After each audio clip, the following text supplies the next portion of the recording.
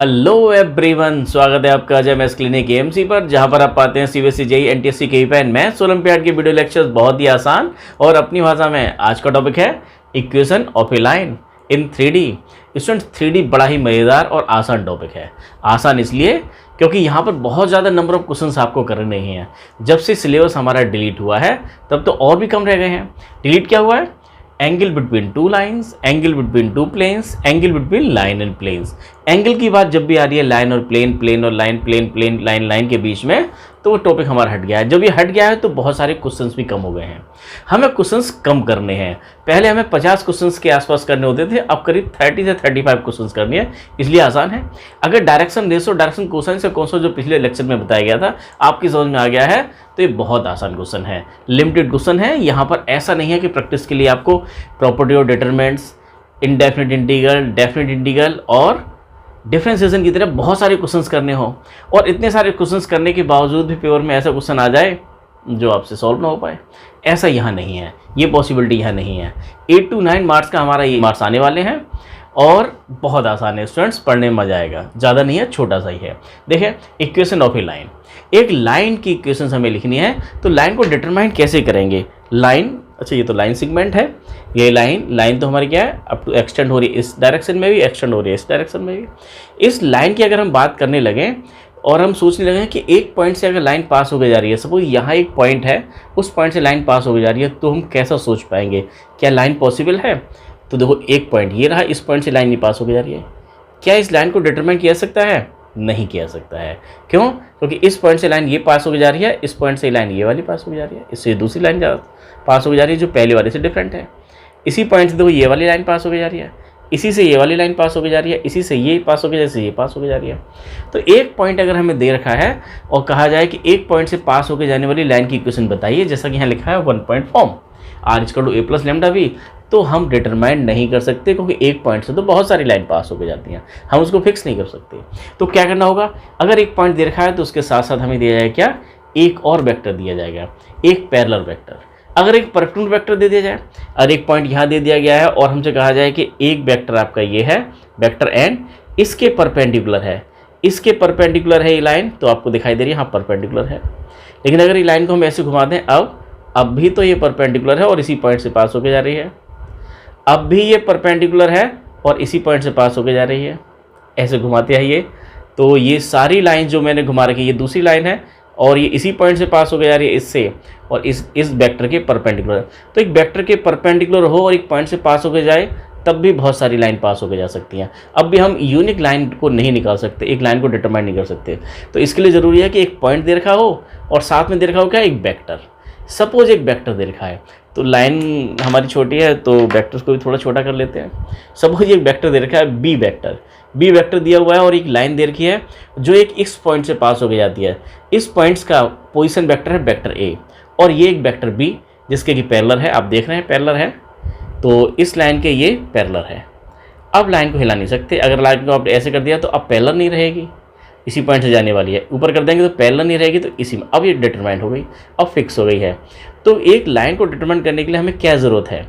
अगर एक पॉइंट दे रखा है तो एक दूसरी चीज़ क्या दी जाएगी? एक वेक्टर बी होगा आपके पास में, जिस पैरेलल वेक्टर को बोल रहे हैं, जो लाइन के पैरेलल है, बी वेक्टर बोल रहे हैं, उसके पैरेलल है ये लाइन, और एक फिक्स पॉइंट ए से पास होकर जाती है जिसका पोजीशन वेक्टर स्मॉल ए है। तो इस लाइन की इक्वेशन होगी r = a + λb vector form में। r = a + λb, यहाँ पर r क्या है? r एक आर्बिट्री पॉइंट्स का पोजीशन वेक्टर है। हमने लिखा है let r be the position, pb का मतलब क्या हुआ? Position vector of A arbitrary point p on line l। Suppose ये लाइन दे रखी है आपको, ये लाइन l है और ये इस पॉइंट से a फिक्स पॉइंट से पास होकर जा रही है। इस फिक्स पॉइंट को आपने ज्वाइन करा दिया किससे? o से, तो ये वेक्टर बन गया a, जो ये दिखाई दे रहा है a वेक्टर। ए वेक्टर किस उस पॉइंट का पोजीशन वेक्टर है, वो फिक्स पॉइंट का जहाँ से लाइन पास होकर जाती है। और यहाँ पर एक दिया हुआ है क्या? एक आपको वेक्टर बी के पैरेलल है हमारी लाइन, या हमारी लाइन के पैरेलल है वेक्टर बी, या वेक्टर बी की डायरेक्शन में ही हमारी लाइन है। हमारी लाइन की डायरेक्शन और वेक्टर बी की डायरेक्शन सेम है, दोनों पैरेलल वेक्टर, लाइन और वेक्टर पैरेलल है, दोनों की डायरेक्शन सेम है, दोनों की direction ratios, direction cosine same है, या डायरेक्शन रेशोज की बात करें तो प्रोपोर्शनेट है। इसके भी और इसके भी, क्योंकि जो ये लाइन जो एंगल्स एक्स वाई जेड से बना रही होगी सेम वही एंगल हमारा ये वेक्टर भी बनाएगा। तो दोनों के डायरेक्शन कोसाइन सेम है। अगर दो लाइन पैरेलल होती है तो उनके डायरेक्शन कोसाइन सेम होते हैं, डायरेक्शन रेशो प्रोपोर्शनेट होते हैं। तो अब जरा देखें, अब यहाँ पर देखें इस लाइन की इक्वेशन लिखी है r equal to A plus lambda B. कैसे आया होगा ये, इसकी बात करें जरा, बड़ा मजेदार है स्टूडेंट। ये फिगर आपके दिमाग में आनी चाहिए। क्वेश्चन में कोई दम नहीं है। फटाफट क्वेश्चन नंबर अगर हम बात करें, क्वेश्चन नंबर 4 बहुत आसान है। क्वेश्चन नंबर 4 क्वेश्चन तो में कोई दम होता नहीं, बहुत आसान होते हैं और केवल 30 से 35 क्वेश्चन करने हो जाएंगे। देखो क्वेश्चन नंबर 4 आपकी स्क्रीन पर है। Find the equation of the line which pass through the point A 1 2 3। एक पॉइंट दे दिया है 1 2 3। ये क्या है, ये फिक्स पॉइंट है जिससे लाइन पास होकर जा रही है। तो इस फिक्स पॉइंट का पोजीशन वेक्टर ए क्या हो जाएगा, 1 i cap plus 2j plus 3k। और ये जो लाइन हमें निकालनी है वो एक पास होकर जाती है किससे, एक इस पॉइंट से पास होकर जाती है और एक पैरेलल वेक्टर दिया हुआ है वेक्टर बी। इसी क्वेश्चन में दे रखा है वेक्टर बी। वेक्टर बी कितना है आपका 3i plus 2j minus 2k। तो वेक्टर ए हमें दे दिया है वो पॉइंट जिस पॉइंट से लाइन, फिक्स पॉइंट जिससे लाइन पास होकर जाती है। और वेक्टर बी क्या है, वो वेक्टर जिसके की पैरेलल है लाइन। तो लाइन की इक्वेशन क्या होगी, इक्वेशन ऑफ लाइन क्या होगी, ये r equal to A plus lambda B. Student ये बहुत आसान है अगर फॉर्मूला हमने रट लिया तो। हम लेकिन फॉर्मूला रटने की बात नहीं कर रहे हैं, क्वेश्चन तो कर लेंगे। मेन चीज़ है इस फिगर को समझना, इसके प्रूफ को जानना, उसको देखेंगे। तो देखो लाइन की इक्वेशन r इक्वल टू ए का मतलब है वो पॉइंट्स का पोजीशन वेक्टर। ये दे रखा है आपको, ये i plus 2j plus 3k plus lambda B 3i plus 2j minus 2j। ये लाइन की इक्वेशन आ गई। ये लाइन की इक्वेशन है किसमें, वेक्टर फॉर्म में, r equal to A plus lambda B. ये तो हमारे क्वेश्चन दे रखा है, लेकिन इसका मतलब समझा है क्या, अच्छे से समझा, यही समझना, यही समझ में आ गया तो 3D बहुत आसान है। तो एक फिक्स पॉइंट है आपका a जिसका पोजीशन वेक्टर a है और एक वेक्टर b दे रखा है और इस लाइन की equation r equal to A plus lambda B लिखी गई है इस तरह से। अब देखें जरा कैसे बनी होगी ये लाइन। का मतलब क्या हुआ, लाइन क्या है, line is the collection of in these points. ये कितने सारे पॉइंट्स हैं। ऐसा ही एक आर्बिट्री पॉइंट हमने यहाँ सपोज यहाँ ले लिया, आपने एक पी पॉइंट ले लिया यहाँ पर, यहाँ पी पॉइंट यहाँ ले लिया। इसके कोऑर्डिनेट कितने हैं, एक्स वाई जेड। एक आर्बिट्री पॉइंट है, कहीं भी हो सकता है पी पॉइंट, यहाँ कहीं भी हो सकता है। एक पी पॉइंट हमने कंसिडर कर लिया। तो पी पॉइंट कंसिडर कर लिया तो ध्यान से देखो, ए और पी को अगर ज्वाइन कर दिया जाए इस तरह से तो ये ए पी वैक्टर बन गया। जबकि पी एक आर्बिट्री पॉइंट हमने चूज किया है जिसका कि पोजीशन वेक्टर कितना है, आर है। पी का पोजीशन वेक्टर आर है, हमने चूज किया है ये, और पी कहीं भी ले लिया। तो जरा ए पी वैक्टर बनाने की कोशिश करें तो ए पी कैसे बनेगा, ए पी इक्वल टू क्या होगा, O P minus O A, R minus A P vector आ गया। अब ध्यान से देखें ए पी और वेक्टर बी में क्या रिलेशनशिप है। ए पी इस लाइन के अलोंग एक वेक्टर बनाया हमने। अगर पी को मैंने यहाँ पर चूज किया है, जानबूझ के लिया कि जिससे कि बी वेक्टर का ये डबल दिखाई दे, तो हम क्या लिख सकते हैं, ए पी को लिख सकते हैं 2 times of B. A P vector क्या दिखाई दे रहा है मुझे, बी वेक्टर का जस्ट डबल दिखाई दे रहा है। एक लाइन है, लाइन पर अगर हम इसको एक्सटेंड कर लें, यहाँ पर ले लेते पी, तो फिर क्या लिखते हैं हम, ए पी फिर हमारा यहाँ से लेके कितना लंबा हो जाता है, इतना लंबा एक वेक्टर होता है। और बी वेक्टर का दोनों की डायरेक्शन सेम है, बी वेक्टर से 3 टाइम्स होता, तो यहाँ 2 की जगह क्या आता, 3 आ जाता। अगर पी पॉइंट्स को मैं यहाँ समझ लूँ, यहाँ पर ले लूँ इस जगह, जितना बी इतना इसका मैग्नीट्यूड ये है, उतना ही मैग्नीट्यूड ये है। पी आपने इस डायरेक्शन में ले लिया, इधर से इधर के, ए पी ए से पी की तरफ डायरेक्शन चेंज हो गई है तो माइनस में आएगा। तो फिर क्या हो जाएगा आपका, ये A P equal to minus B हो जाएगा। पी को अगर यहाँ ले लेंगे तो ए पी इक्वल टू -2 भी हो जाएगा। मतलब क्या है, ये पी पॉइंट्स आप यहाँ लें, यहाँ लें, कहीं भी लें, पी का लोकस ही तो ये लाइन है। पी पॉइंट्स का कलेक्शन, पी पॉइंट्स या कहीं भी हो, पी का जो कलेक्शन है वो लाइन है। पी पॉइंट का कलेक्शन ये लाइन है। पी ये आर क्या था, इस पी आर्बिट्री पॉइंट का position vector R equal to A plus lambda B. कैसा है, यहाँ से पता लग जाएगा। तो हम देख रहे हैं कि ए पी आप कैसे भी लें तो ए पी बी का डबल होगा, ट्रिपल होगा, 4 टाइम्स होगा, 5 टाइम्स होगा। कितने टाइम्स होगा, अरे भाई लैम्डा टाइम्स होगा। लैम्डा क्या है, जो हमारा 2 आ रहा था, 3 आ रहा था, 4 एक स्केलर क्वांटिटी है, लैम्डा टाइम्स। तो ए पी क्या होगा, बी का लैम्डा टाइम्स होगा। ए पी की वैल्यू क्या थी, R minus A equal to lambda B. तो r is equal to a plus lambda B. ये एक लाइन की इक्वेशन आ गई वन पॉइंट फॉर्म, एक पॉइंट से जाने वाली लाइन की इक्वेशन जो कि बी वेक्टर्स के पैरेलल है और ए पॉइंट फिक्स पॉइंट से पास होकर जाती है। यहाँ एक फिक्स पॉइंट दे रखा था 1 2 3, तो वेक्टर ए बन गया आपको i plus 2j plus 3k, और एक वेक्टर बी दे रखा है, ये कौन सा है, पैरेलल वेक्टर, जिससे डायरेक्शन कोसाइंस डायरेक्शन रेशो निकल के आते हैं। 3 2 -2 इस वेक्टर के डायरेक्शन रेशोज हैं, इस लाइन के डायरेक्शन रेशो भी 3 2 -2 हैं, इस लाइन के डायरेक्शन कोसाइंस इसी से निकल के आ जाएंगे। तो आप r equal to a plus lambda B करके आपने लाइन की इक्वेशन निकाल ली। ऐसे ही दिया हुआ है क्वेश्चन नंबर 4 के बाद 5, आपकी स्क्रीन पर देखिए।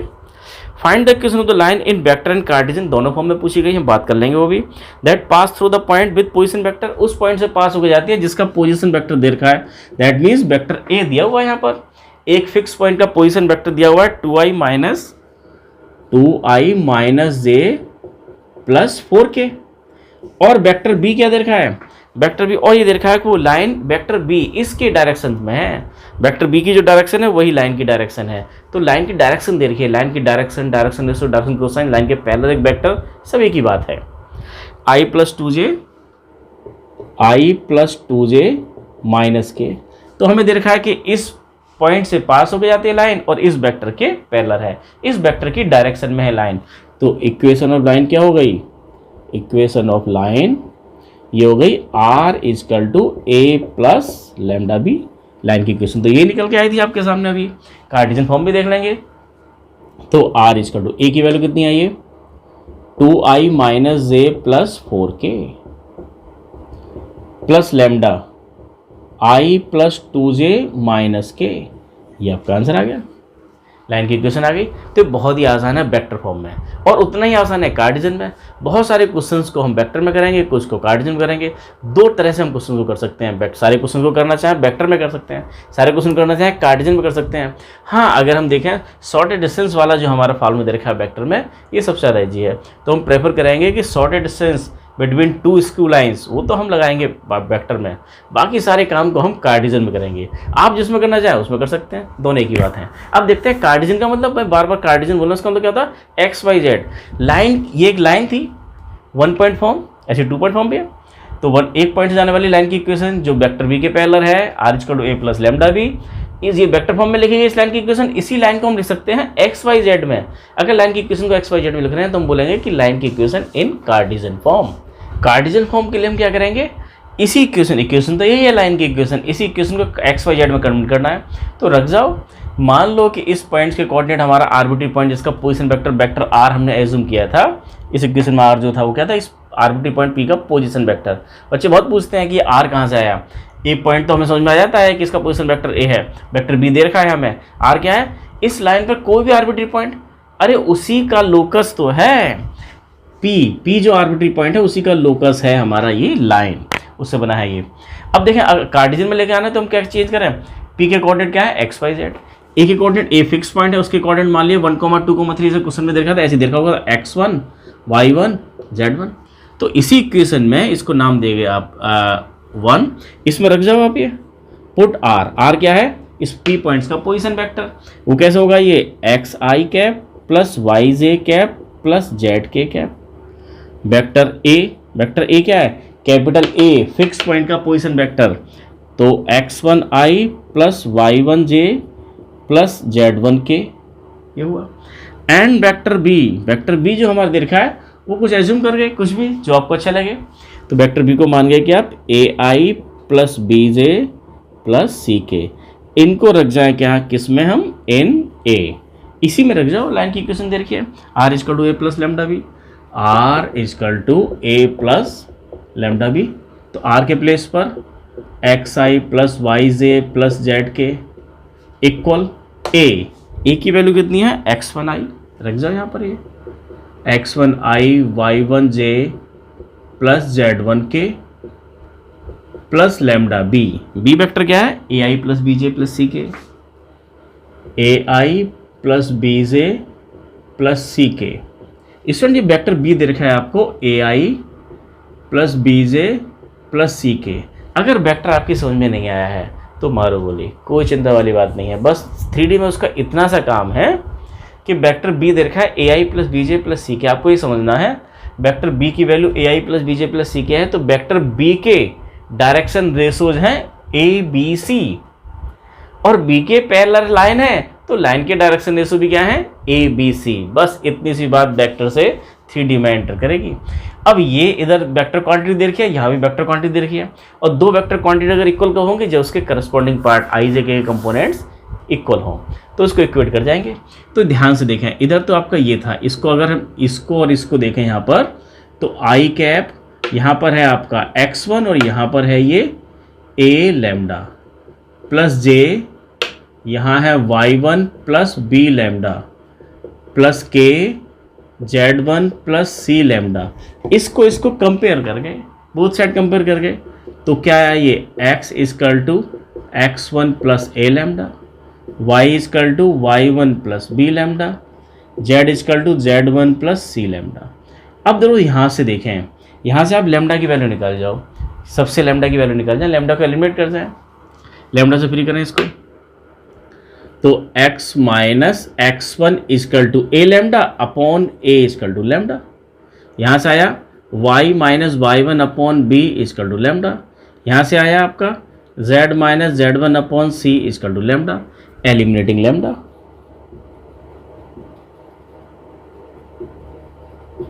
लैम्डा को इक्वेट कर गए तो क्या आ गया ये x minus x1 upon a, y minus y1 upon b, z minus z1 upon c is equal to lambda. तो ये क्या है लाइन की equation in cartesian form, X Y form. इसको सिमेट्रिक फॉर्म भी बोलते हैं कि सिमेट्रिक फॉर्म में कि x माइनस एक्स, अभी x1 y1 z1 क्या है, वो पॉइंट जिस पॉइंट से लाइन पास होकर जाती है वो फिक्स पॉइंट, और ए बी सी क्या है वो वेक्टर जिसके कि पैरेलल है लाइन। बस इतनी बात समझनी है। ये वेक्टर दे रखा था, इसके डायरेक्शन रेशोज हैं ए बी सी, लाइन के डायरेक्शन रेशो भी क्या है ए बी सी। अब लाइन हमें दो इन्फॉर्मेशन देती है, लाइन की इक्वेशन ऐसे लिखी मिलेगी तो ये दो बातें बताएगी, जबकि प्लेन की इक्वेशन आपको केवल एक ही बात बताएगी। लाइन की इक्वेशन दो बात क्या बता रही है, ये वो लाइन है जो एक fix point x1 y1 z1 point से पास होकर जा रही है, और इस लाइन के जो पैरेलल वेक्टर है वो वेक्टर कैसे बनेगा ए आई प्लस बी जे प्लस सी के। इस लाइन के पैरेलल जो वेक्टर है उसके डायरेक्शन रेशोज क्या हैं ए बी सी। इस लाइन के पैरेलल जो वेक्टर के direction ratio A B C हैं, तो इस लाइन के भी डायरेक्शन रेशोज क्या हैं ए बी सी हैं।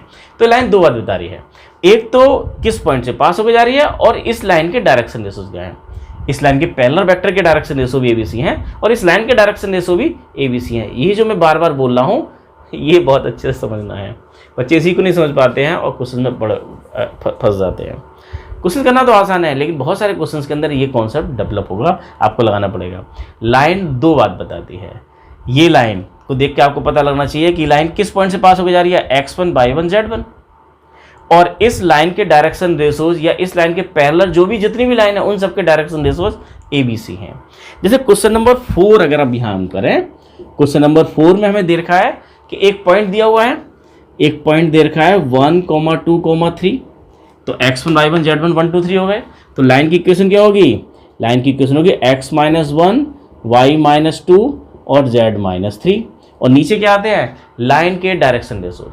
लाइन के डायरेक्शन रेशो वही होते हैं जो लाइन के पैरेलल दूसरी लाइन के डायरेक्शन रेशो हो, लाइन के पैरेलल जो वेक्टर है उसके डायरेक्शन रेशो हो, लाइन के पैरेलल जो वेक्टर है उसकी वैल्यू क्या दे रखी है, उसकी वैल्यू दे रखी है आपको क्वेश्चन नंबर 4 में 3i + 2j 3i + 2j - 2k।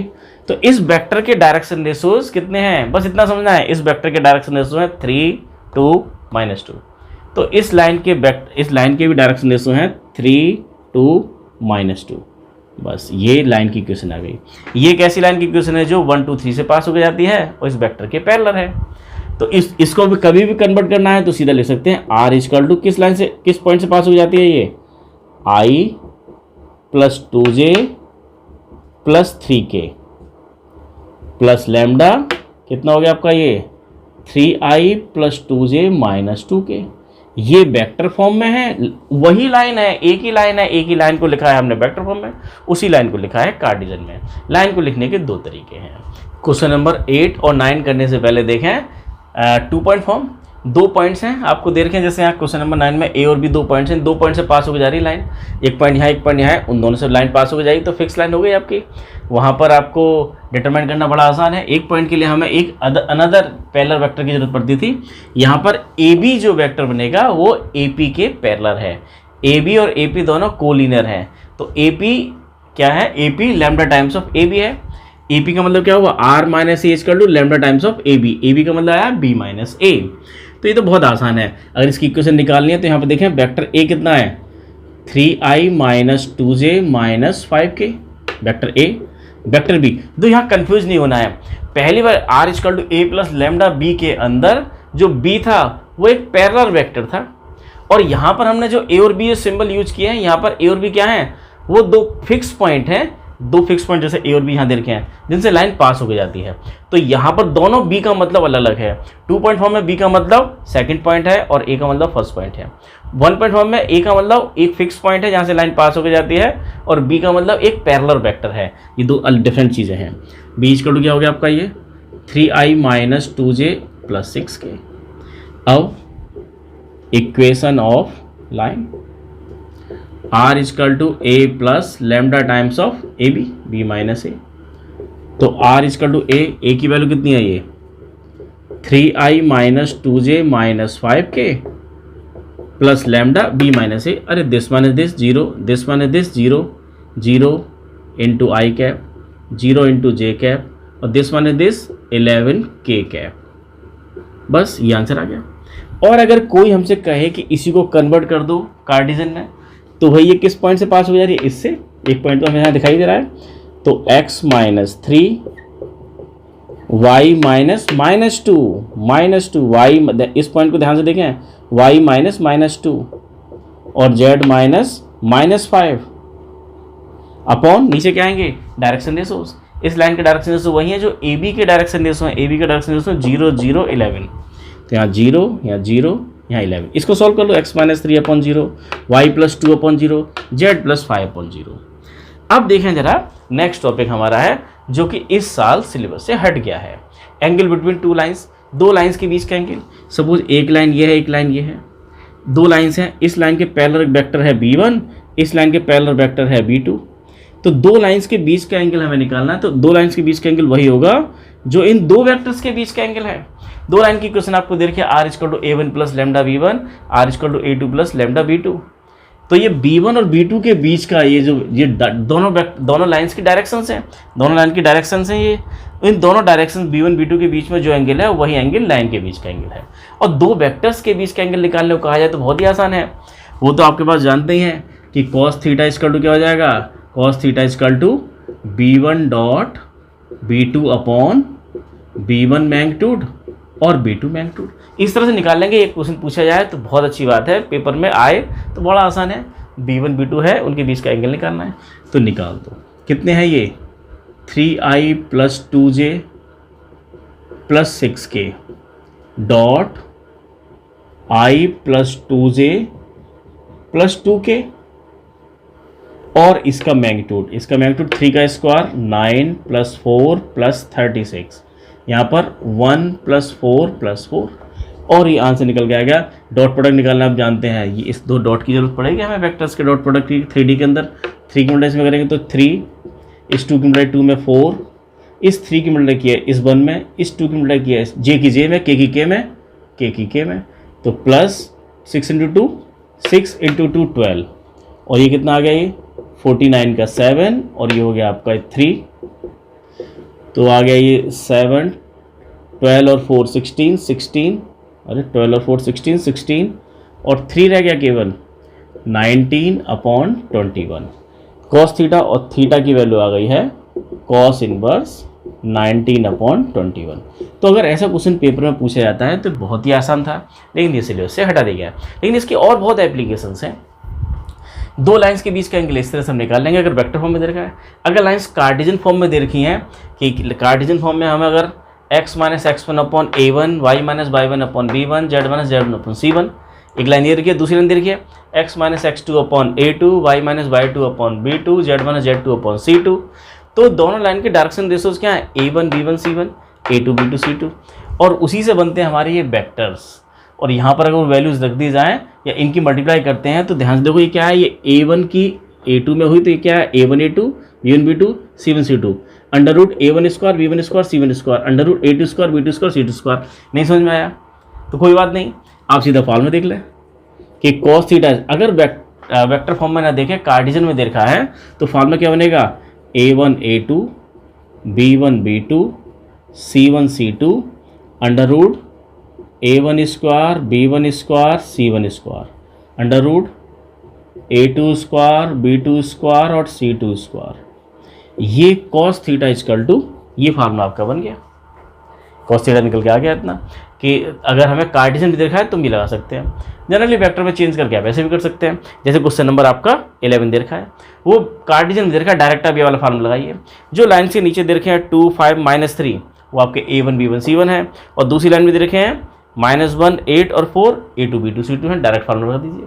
तो ये दो लाइंस के बीच के एंगल निकालने का फार्मूला है, बड़ा मज़ेदार फार्मूला है। इस पर बहुत सारे क्वेश्चंस बनते हैं, लेकिन सिलेबस में हट गया तो क्या कर सकते हैं, लेकिन आ भी सकता है। उन्होंने बोल तो दिया है लेकिन कुछ पता नहीं है सिलेबस का कि कैसे क्या पूछा जाएगा।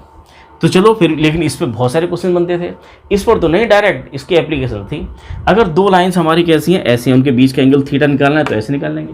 लेकिन अगर एक लाइन ऐसी है और एक लाइन ऐसी है और उनके बीच का एंगल कितना है 90 है, तो थीटा इक्वल टू क्या हो जाएगा 90, और cos 90 की वैल्यू क्या होती है, cos 90 0 if lines are perpendicular that means theta equal to 90 degree. तो cos 90 क्या हो जाएगा 0 हो गया, तो ये भी मिल गया 0 में 0, ये भी मिल गया 0 में 0, तो बचा क्या A1 A2 plus B1 B2 plus C1 C2 equal to 0। Most important properties A1 A2 plus B1 B2 plus C1 C2 equal to 0। अगर दो लाइन, दो वेक्टर, दो नॉर्मल, दो लाइन जैसे दिखने वाली चीज़ें अगर परपेंडिकुलर हैं और उनके direction ratio A1 B1 C1 A2 B2 C2 हैं, तो उनके प्रोडक्ट का सम 0 के इक्वल होगा। अगर दो लाइंस परपेंडिकुलर हैं तो आपको ध्यान रखना एक कंडीशन क्या होती है, दो लाइन, दो वेक्टर, दो नॉर्मल अगर परपेंडिकुलर हैं तो A1 A2 plus B1 B2 plus C1 C2 equal to 0 होता है। यही दे रखा है आपको क्वेश्चन नंबर 12 में।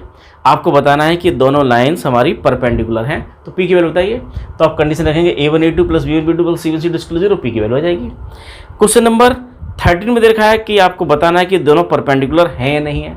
तो आप देख लीजिए A1 A2 B1 B2 13 में आ रहा है नहीं आ रहा है, यही कंडीशन A1 A2। तो 13 में आपको क्वेश्चन नंबर आपका 13 आपकी स्क्रीन पर है, 7 -5 और 1 है, तो 7 into A1 A2 1 plus -5 into 2 plus 1 into 3 तो अब इसकी वैल्यू निकालेंगे 7 - 10 प्लस 3, तो 10 - 10 इक्वल टू 0।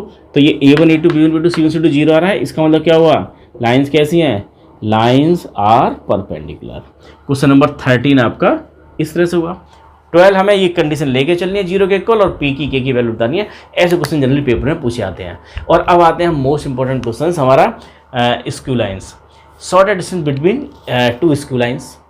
स्टूडेंट्स आज तक हमने पढ़ा है कि दो लाइन अगर एक प्लेन में दे रखी हैं, दो लाइन अगर एक प्लेन में दे रखी है, या तो वो पैरेलल होंगी, या तो वो पैरेलल हैं, या फिर इंटरसेक्टिंग है, एक दूसरे को इंटरसेक्ट कर रही हैं, ऐसा पढ़ा है। लेकिन कुछ बेशरम लाइन भी होती हैं जो ना तो पैरेलल होती हैं ना ही इंटरसेक्टिंग होती हैं।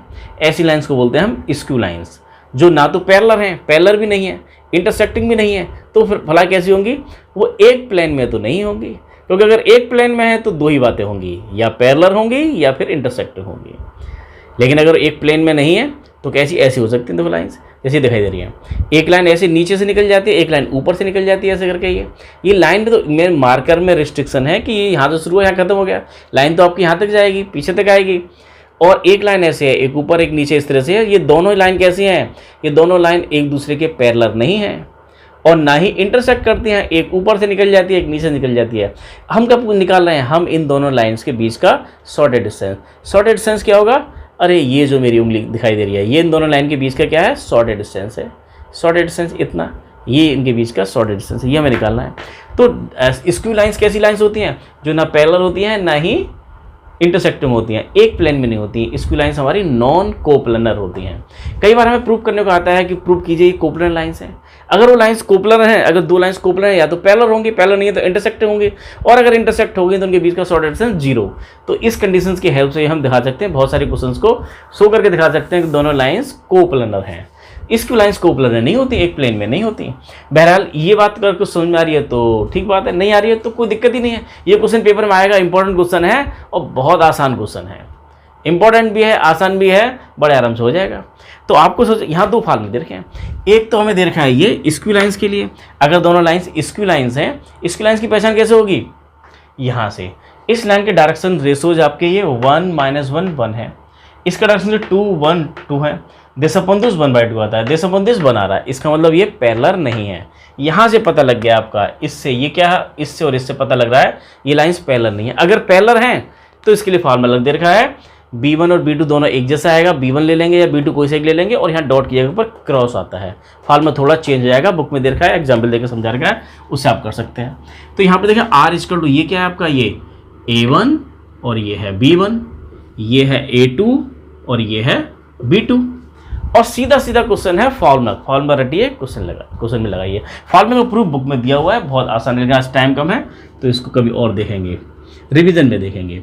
फॉर्मूले में क्या दे रखा है आपको, A2 - A1 निकालना है, B1 क्रॉस B2 निकालना है, उसका मैग्नीट्यूड निकालना है, तीनों कंपोनेंट निकाल के यहाँ रख देना है, आंसर मिल जाएगा। तो A2 - A1 कीजिए, A2 - A1, A2 कहाँ है, ये रहा, तो this minus this 2i - i cap, -j - 2j minus का 3j माइनस के माइनस का 2k, ये तो हो गया आपका A2 - A1। दूसरा कंपोनेंट है B1 क्रॉस B2, तो देखिए B1 क्रॉस B2, B1 आपका कितना है, B1 आपका ये वाला है i - j plus k, cross कौन सा, दो वेक्टर्स के बीच में जो क्रॉस लगता है वो वाला क्रॉस है ये, 2i + j + 2k, ये हुआ। और दो वेक्टर्स का क्रॉस प्रोडक्ट हम कैसे निकालते थे, डिटरमिनेंट की हेल्प से निकालते थे, कि यहाँ पर i, j और k, और इसके कंपोनेंट्स 1 - 1 1 1 - 1 1, इसके कंपोनेंट 2 1 2 2 1 2, कर जाओ इसको सॉल्व, i इसके कंपोनेंट यहाँ करेंगे तो -2 - 1 -j, ऐसे और ऐसे छुपा गए, 1 के उल्टे 2 में करते 2 - 2, ओहो कैंसिल हो गया ये तो, और k के लिए लिया तो ये 1 × 1 1 और माइनस प्लस 2, तो ये आ गया आपका माइनस का 3i प्लस का 0 × j प्लस 3k, ये आ गया B1 क्रॉस B2। अब क्या निकालना है, B1 क्रॉस B2, ये सीधा फार्मूला लगा दो, SD के लिए फार्मूला क्या होता है, सीधा फार्मूला लगा दें, A2 - A1, क्योंकि ये हमारी स्क्यू लाइंस थी, B1 और B2 हमारे अलग अलग थे, डिफरेंट थे, स्क्यू लाइंस नहीं, फार्मूला लगाएंगे। अगर स्क्यू लाइंस नहीं पैरेलल लाइंस हैं तो यहाँ पर B1 या B2 कोई सा एक लगा लेंगे, फार्मूला बुक में दिया हुआ है उसके हिसाब से करेंगे। डायरेक्ट फार्मूला बेस्ड क्वेश्चन है, पेपर में बहुत पूछे जाते हैं, बहुत आसान है और बहुत इंपॉर्टेंट भी है। B1 cross B2 upon B1 cross B2 का मैग्नीट्यूड लगा दें। आप देखो ये A2 - A1 आपने टिक लगा रखा है हमने यहाँ पर, ये है आपका i - 3j माइनस 2k, ये तो इतना हुआ डॉट, B1 क्रॉस B2 यहाँ निकाला है हमने, ये -3i plus 0 × j plus 3k, और इसी का ही हमें मैग्नीट्यूड निकालना है। तो इसका मैग्नीट्यूड कैसे निकलता है, √-3 का स्क्वायर 9 प्लस 0 प्लस 9, सॉल्व कर गया। अभी आई के मल्टीप्लाई में करेंगे तो ये माइनस का 3 प्लस 0 और -2 करेंगे तो माइनस का 6, और ये आ गया √18, तो आ गया -9/3 √2, √18 का मतलब क्या होगा, 3 × 3 9 × 2 18, इससे कैंसिल हो गया, तो आ गया -3/√2। इससे बाहर निकल के आया तो 3/√2, √2 नीचे छोड़ते नहीं है तो √2/√2, तो आ गया 3√2/2 यूनिट्स, ये आपका आंसर आ गया। तो ये हम देख रहे हैं कि बहुत ही आसान क्वेश्चन है और ये 4 मार्क्स में कई बार पूछा गया है, और ज़्यादातर से स्क्यू लाइन्स के लिए पूछा जाएगा। अगर पैरेलल लाइन्स के पूछा जाएगा तो क्या करेंगे, तो कुछ नहीं करना है आपको, यहाँ B1 B2 में से कोई सा एक ले लेना है, इसको छोड़ देना और डॉट के प्लेस पर क्रॉस लगा देना है। इसको यहाँ से हटा दीजिए, B1 ले लीजिए, और B1 अगर नीचे आएगा तो यहाँ ही B1 का क्या आ जाएगा, मैग्नीट्यूड आ जाएगा, ये मैग्नीट्यूड। तो ये फार्मूला बन जाएगा आपका किसके लिए, पैरेलल लाइंस के लिए। बुक में दे रखा है, 1-2 क्वेश्चन ट्राई कीजिएगा। ऐसे क्वेश्चन नंबर 15 कार्टेशियन में दे रखा है उसको वेक्टर में चेंज किया, कार्टेशियन में भी फार्मूला दे रखा है लेकिन बहुत लेंथी फार्मूला है, इसलिए हम प्रेफर नहीं करते हैं कि शॉर्ट डिस्टेंस वाला में हम कार्टेशियन का यूज़ करें। बाकी पूरे थ्रू आउट प्लेन के अंदर हम सारा काम कार्टेशियन XYZ में करेंगे। क्वेश्चन नंबर 16-17 ऐसे ही हैं। तो इस तरह से क्वेश्चन थे ये। अगर आपको पसंद आ रहा है तो उसको लाइक करो, शेयर करो, सब्सक्राइब करो। आज के लिए इतना ही, थैंक यू।